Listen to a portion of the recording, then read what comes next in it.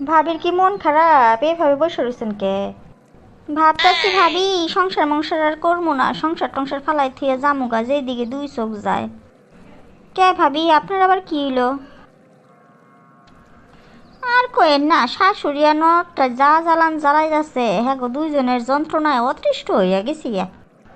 খুললা কন্ত ভাবি কি হয়েছে শুনি আপনার মনের দুঃখ।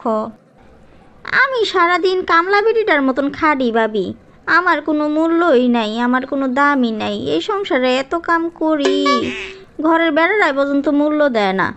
আর ননদ আর শাশুড়ির কথা কি কমু, ভালো ভালো জিনিস যদি রান্না করি বাটির মধ্যে উড়াইয়া বেড়াটার লাগে থুইয়া দেই, মাইজেরা মিললে ওইটাও খেয়ালায়।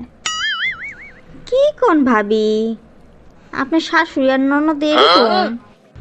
হ ভাবি তাইলে আর কি কই, কোনো দিন একবার আমার শাশুড়ি আমারে জিগাইব না, বউ তুমি ভাত খাইছ, আমাকে লগে আহো আইসা বৈশা খাও। আর ননদ একটা নাচছে, টপাস টপাস খালি কথাই কয়, একটু আমার লগে বৈশা গল্প গুজবো তো করতে পারে, তাও করব না। হ ঠিকই কইছেন, কিছু কিছু শাশুড়ি আছে পোলার বগরে নিজের মাইয়ের মতো মনে করে না, পোলার বগরে মনে করে পরের বেটি। পরের বেটি খাইলেই কি না খাইলেই কি।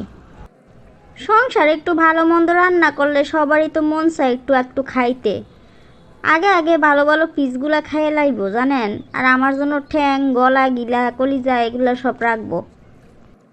থাক ভাবি মন খারাপ করেন না, কি আর করবেন কন, আমরা মেয়ে মানুষ তো জন্ম নিয়ে ভুল করছি।